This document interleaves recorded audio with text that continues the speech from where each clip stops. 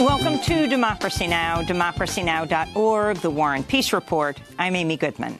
The FBI has completed its limited supplemental investigation into sexual misconduct claims about Supreme Court nominee Brett Kavanaugh, with U.S. senators set to review the FBI's summaries of interviews with witnesses today.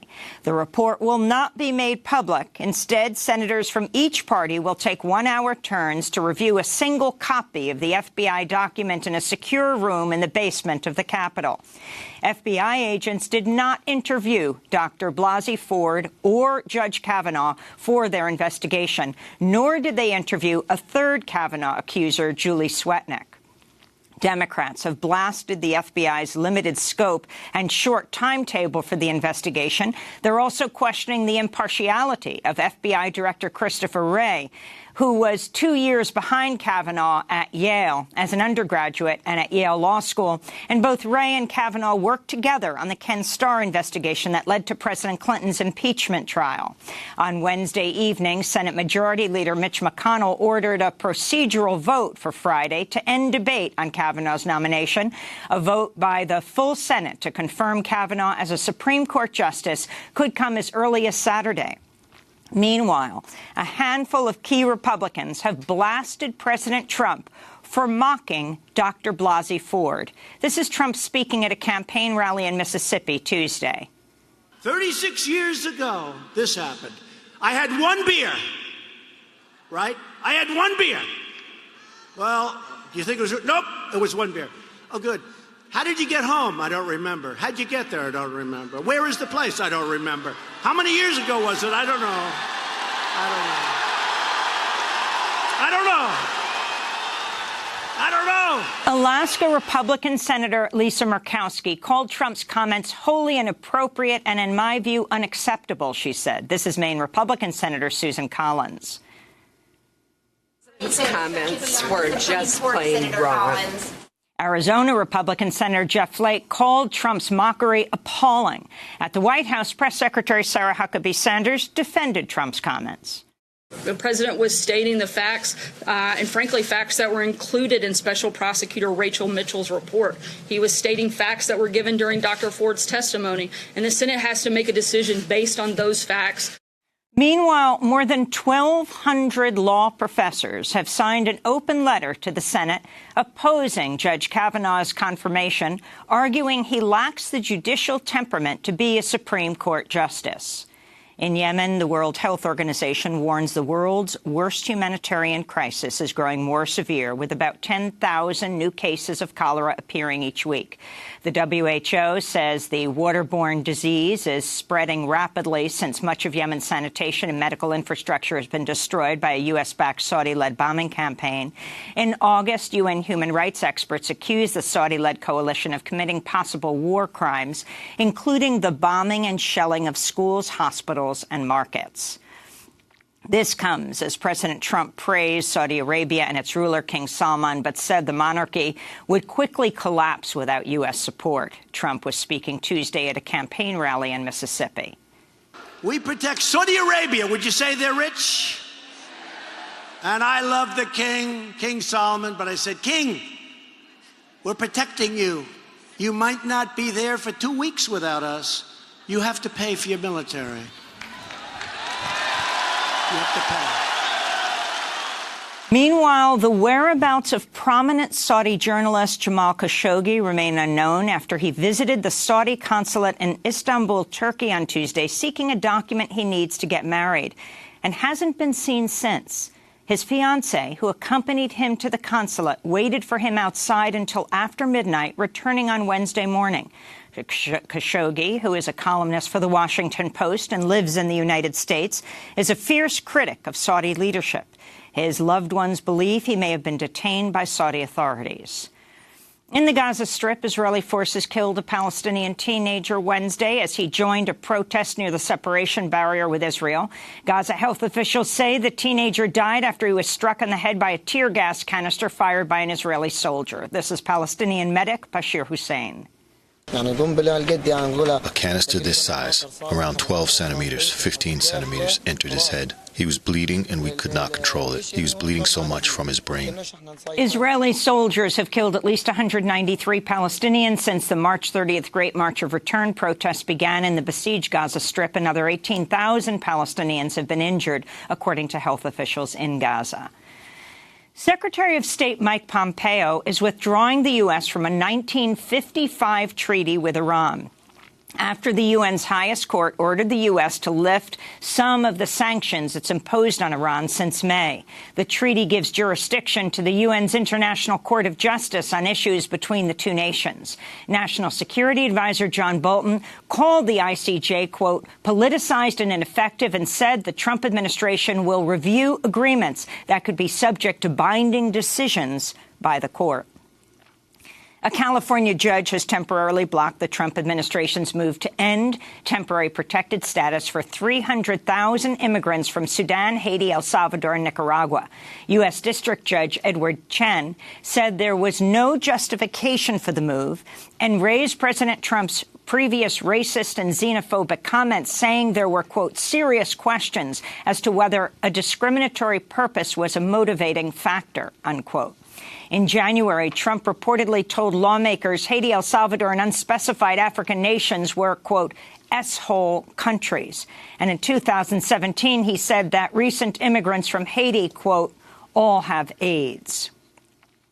A new report by the Department of Homeland Security's Inspector General finds the Trump administration was woefully unprepared to enforce the president's zero-tolerance border policy with migrant children held in detention centers far longer than legally allowed. The investigation also found border agents gave inconsistent information to immigrant parents arriving in the United States, often failing to explain that they were about to be separated from their children. And the report found DHS's computer systems were unable to track separated family members, delaying and in some cases preventing officials from meeting a court order to reunite families. The finding directly contradicts this testimony by Health and Human Services Secretary Alex Azar to Congress last June. There is no reason why any parent would not know where their child is located. I could, at keystrokes, I sat on the ORR portal with just basic keystrokes within seconds, could find any child in our care for any parent. In fact, the report found there was no shared database between the Department of Homeland Security and the Health Department's Office of Refugee Resettlement, known as ORR. In Texas, immigrant rights groups say immigrant fathers and some of their children have ended their hunger strike at Karnes County Detention Center, a for-profit immigration jail under contract with ICE. The fathers had been previously separated from their children at the U.S.-Mexico border under the Trump administration's zero-tolerance crackdown. Advocates say the fathers were threatened with once again being separated from their children for striking. Demonstrators rallied over the weekend to show support for the families inside Karnes. This is one of the hunger strikers speaking by phone with the Texas Refugee and Immigrant Network during the strike. Wow. I have been jailed for 6 months. I can't handle it anymore. The children can't either. We thank you so much because we feel demoralized. We have been punished for too long. We heard rumors of the rally. Geo raised the volume of the music so that we could not hear you chanting. Meanwhile, in Washington state, one immigrant detainee at the Northwest Detention Center had been on hunger strike for 43 days as of Wednesday. The Trump administration's asked the U.S. Supreme Court to block Commerce Secretary Wilbur Ross from being deposed in relation to his involvement in the addition of a citizenship question to the 2020 census. Last month, it was reported Ross lied under oath about the controversial citizenship question in the census. Ross claimed the Justice Department requested the addition of the question, but surfaced emails contradict that statement, showing that he was the one who approached the DOJ about including the question after consulting with senior White House officials. The request to the Supreme Court from DOJ argued Ross's, quote, mental state could be probed if deposed. At the Vatican, Pope Francis opened a month-long international gathering of bishops Wednesday to discuss the ongoing sexual abuse crisis in the Catholic Church. Pope Francis condemned clericalism, which refers to the extreme deference to members of the clergy, in his remarks. Clericalism is a perversion and is the root of many evils in the Church. We must humbly ask for forgiveness for this and, above all, create the conditions so that it is not repeated. Meanwhile, a small group of clerical abuse survivors demonstrated near the staged official meeting, demanding their voices be heard, accusing church officials of hosting delegates who were involved in covering up the abuse. A Peruvian judge has overturned a pardon of Alberto Fujimori, ordering the former dictator to return to prison for crimes including kidnapping, bribery, and ordering massacres by death squads in the 1990s. Amnesty International hailed the decision, saying it, quote, sends a clear message that crimes against humanity cannot go unpunished. I'm a close relative of a victim. I saw with my own eyes these criminals. I experienced this story, this horrible death that occurred in my family, this suffering that is engraved in my memory year after year. It is awful to constantly have in my mind the face of the criminals. And the most horrible thing is that there are people who continue to call us terrorists. In Louisiana, police arrested 3 women protesters Wednesday after one demonstrator scaled a crane at a construction site for the 163-mile Bayou Bridge pipeline, and 2 others locked themselves to its base, temporarily halting construction. The pipeline is being built by Energy Transfer Partners, the same company behind the controversial Dakota Access Pipeline. Those arrested face felony charges under a harsh new anti-protest law signed by Louisiana's governor earlier this year. In Chicago, a jury will begin deliberating the fate today of Officer Jason Van Dyke, who faces a first-degree murder charge for killing African-American teenager Laquan McDonald in October of 2014. Laquan was 17. The killing was captured on a police dashcam video released under court order, which clearly contradicted police claims about the shooting. The video shows the teenager posing no threat and walking away from the officers before Officer Van Dyke opened fire 16 times, shooting McDonald in the neck, chest, back, both arms, right leg, and head. This is Officer Van Dyke being cross-examined by prosecutor Jody Gleason Tuesday. Did you ever make a decision to stop shooting that night? Yes, I did. And when was that? Once I recognized that he hit the ground. Well, he hit the ground and you continued to shoot, correct?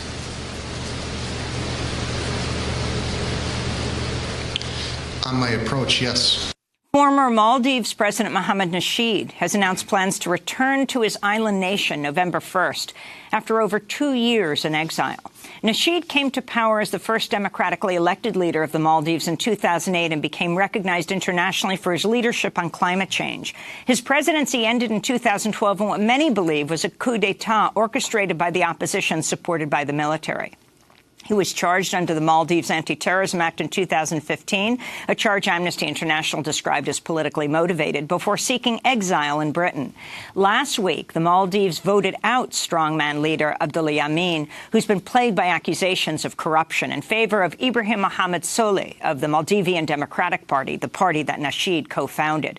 This is President Nasheed appearing on Democracy Now! In 2016. Get all the opposition groups in the Maldives together and to see how we may be able to get the country back on a democratic path. For that, we have been able to come out with a united opposition where most of its shadow leaders are behind bars in jail.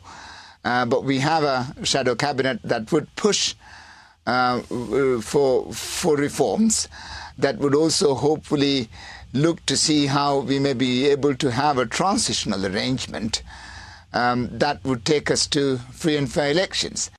And those are some of the headlines. This is Democracy Now!, democracynow.org, The War and Peace Report. I'm Amy Goodman. And I'm Nermeen Sheikh. Welcome to our listeners and viewers around the country and around the world.